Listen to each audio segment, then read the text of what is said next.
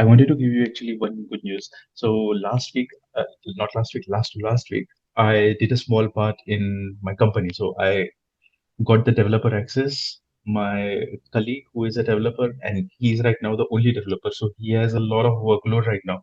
So he Okay. gave me the access to do changes in Z programs, not in SAP programs, but just for Z program. But that is a good thing. So I Perfect. already did one change there. It was a small change, uh, just reading text for Material Master, and it was uh, wrongly read.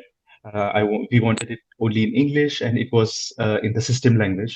So it was showing depending on which language the user is logged in. So, and we wanted that only in English. So I did that small change. I transported. It worked. The good thing what I realized was I understood where to do it. So the program has multiple cases. The program has multiple, how can I say, conditions based on which the output is different.